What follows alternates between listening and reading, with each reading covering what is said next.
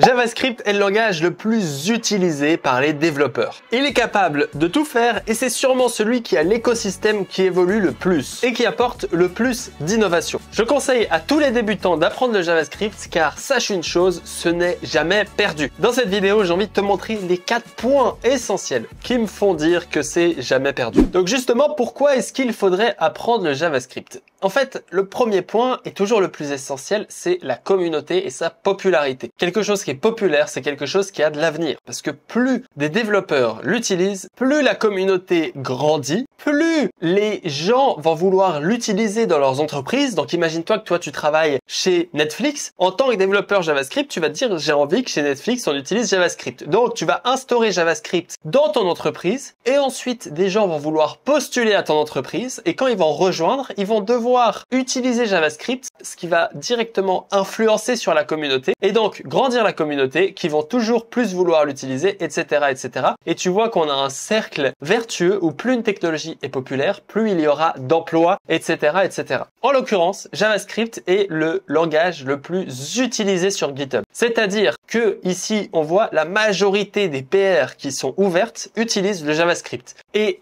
en quatrième, c'est TypeScript, soit une autre version de JavaScript, mais on peut pour moi les lier entre les deux, donc ils sont bien au-dessus de tout. La majorité des PR qui sont ouverts, si on compare tous les langages, JavaScript a le plus de PR ouverts. Avec TypeScript, si on mélange les deux, évidemment, c'est énorme. Tu vois que TypeScript a rapidement dépassé du C#, du PHP. Hein, on est d'accord, c'est assez fou. TypeScript a dépassé du PHP et a dépassé plein de langages. Donc vraiment, JavaScript, TypeScript, c'est super utilisé en entreprise, etc. Ensuite, si on regarde les derniers sondages, donc celui-là, il est sorti il n'y a pas du tout longtemps sur Stack Overflow, c'est 63,61 des développeurs qui utilisent, qui apprennent, qui font JavaScript au quotidien. Soit en deuxième HTML, CSS, ça on supprime, c'est pas un langage.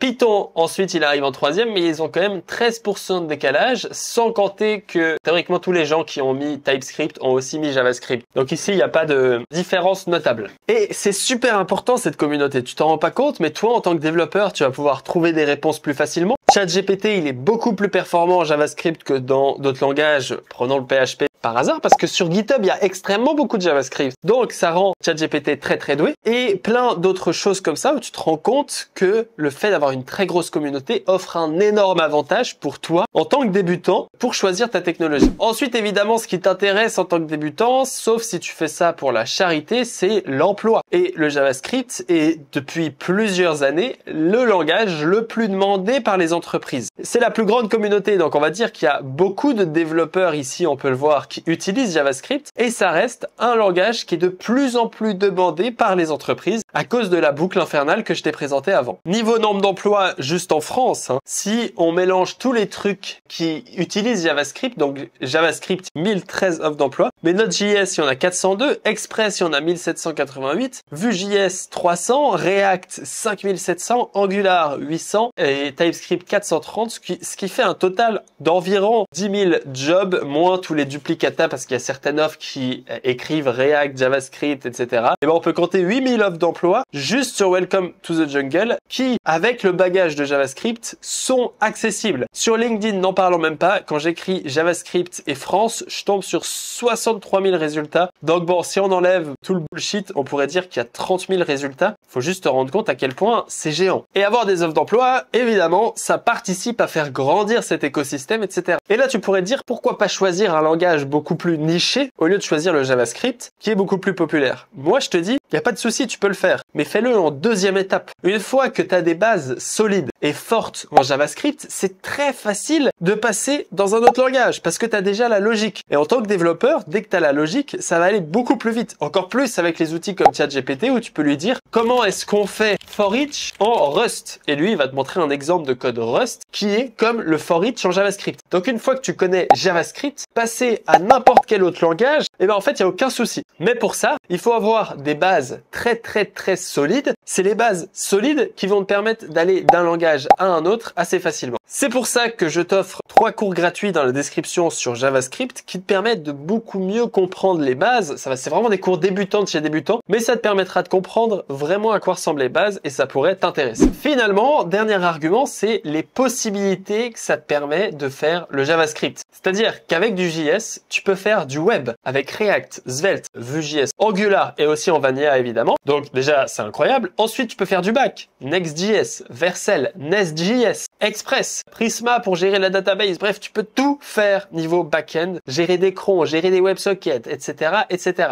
Tout ça, c'est possible avec JavaScript. Tu peux faire des applications natives. Oui, je rigole pas avec toi. iOS, Android, tu peux développer sur ces plateformes en utilisant React Native ou Ionic. Ionic, ça te permet de faire du simple JavaScript et de le transformer en app natif. Alors que React Native, faut évidemment connaître React. Et finalement, les autres choses, le Web 3, si tu connais le langage Solidity, ça ressemble extrêmement beaucoup au JavaScript. C'est une sorte de fork du JavaScript. Les AI, ça fonctionne aussi beaucoup avec du JavaScript. Il y a beaucoup de librairies et tout qui se font autour du JavaScript, même si entre nous, c'est quand même Python le king niveau AI, mais on est quand même là-dessus. Et les NFT, etc., tous les offres Web3 quand il y a eu la bulle crypto, c'était aussi très en JavaScript. Faut aussi bien comprendre que toutes les nouvelles technos, en fait, ils n'ont pas le choix de se mettre en JavaScript. C'est-à-dire que quand OpenAI fait une librairie, ils sont obligés de la faire aussi en JavaScript. Parce que sinon, ils se privent de 63% des développeurs. Donc, beaucoup trop pour qu'une entreprise le fasse pas. Donc, une fois que tu connais JavaScript, tu peux utiliser presque n'importe quel outil. C'est un peu la même chose avec React, parce que presque toutes les librairies adoptent React très rapidement. Et finalement, le dernier point, c'est l'apprentissage. L'apprentissage est tellement plus simple. Moi, j'ai commencé à apprendre avec le Java et c'était une vraie galère. Il faut gérer les types, faut mettre les points-virgules, il y a des erreurs de compilation, faut attendre que ça compile, etc., etc. Tu peux, avec JavaScript, en quelques minutes, tester ton application. Donc, tu as une prise en main qui est super rapide. La courbe d'apprentissage, elle est aussi super intéressante uniquement dans le cas où tu l'apprends correctement parce qu'évidemment, j'ai l'impression que dans les bootcamps, on a dit JavaScript, c'est tellement simple à apprendre qu'on va pas vous l'apprendre. Et donc, voilà, le problème est résolu. Donc, quand tu apprends bien le JavaScript, la courbe d'apprentissage est super rapide. L'environnement, il est très simple à setup. Tu as juste à lancer ton script dans une page HTML pour tester. Et les ressources, elles sont ultra disponibles, que ce soit tout simplement partout où tu veux. Il y a des cours gratuits en anglais, il y a mes vidéos YouTube, il y a le cours gratuit en description que tu peux télécharger totalement gratuitement qui t'offre une expérience beaucoup plus intéressante que les vidéos YouTube avec des exercices, etc. Et bref, il y a vraiment beaucoup de ressources que tu peux utiliser ultra facilement. Mais encore une fois, le problème de ces ressources, c'est que souvent on passe trop vite à apprendre les bases. Il faut prendre le temps d'apprendre les bases. Comme je l'ai dit ici, je le répète parce que 100% gratuit, donc j'ai mis une petite brise comme ça en dessous. Mais voilà, je trouve que on prend pas le temps d'apprendre les bases, c'est-à-dire avant d'utiliser HTML, CSS, il faut comprendre comment JavaScript fonctionne, comment le hoisting fonctionne, quels sont les patterns des fonctions, closure, HOF, callback function, l'asynchrone, etc. Généralement, ce qu'on fait dans les bootcamps, c'est faire un site HTML, CSS et ajoute du JavaScript parce que JavaScript c'est le petit. Dans les bootcamps, HTML, CSS, ça prend toute cette place-là et JavaScript, ça prend cette petite place-là. Alors que c'est l'inverse. HTML, CSS, c'est un truc de rigolo, c'est un truc qu'on fait en 5 minutes 30. CSS encore, c'est un peu compliqué. HTML, c'est un truc pour jouer aux carottes, pour faire la pétanque. JavaScript, ça, c'est un langage qui devrait prendre toute ton attention bien avant de faire du HTML, CSS. C'est pour ça que dans le cours, dans la description, on va faire du JavaScript sans HTML, CSS dans Node.js avec le terminal. Tu vas interagir avec le terminal parce que c'est le moyen le moins disruptif, je sais pas si ce mot existe, qui existe afin que tu puisses te concentrer sur ce qui compte vraiment, c'est-à-dire les bases, les fondations pour construire ton empire et tes connaissances. Bref, j'espère que tu comprends pourquoi c'est intéressant d'apprendre JavaScript en 2023, 4, 5, 6, 7 et 8 jusqu'à que l'intelligence artificielle nous ait totalement remplacés. J'espère que cette vidéo t'a plu, n'hésite pas à mettre un commentaire si tu penses que c'est le Python qu'il faut apprendre et écoute, si tu as envie d'apprendre le Python, je le recommande aussi. C'est un langage très intéressant pour apprendre à programmer. Le Python est super pratique et super utilisé aussi, donc soit l'un soit l'autre, je te conseille l'un des deux. Je te souhaite une bonne journée, n'hésite pas à t'abonner à cette chaîne YouTube, c'est le meilleur moyen de me soutenir. Les commentaires aussi, ça me fait toujours très plaisir. Je les lis 1 ou 2 fois par semaine, donc t'inquiète pas si je prends un peu de temps à répondre, mais j'y réponds à tous et c'est ça qui est important. Ah oui, et si t'as envie de devenir un vrai Chad dans un truc en JavaScript super intéressant, tu peux cliquer sur ce lien-là ou ce lien-là, la petite carte qui s'affiche pour regarder ma prochaine vidéo sur le sujet.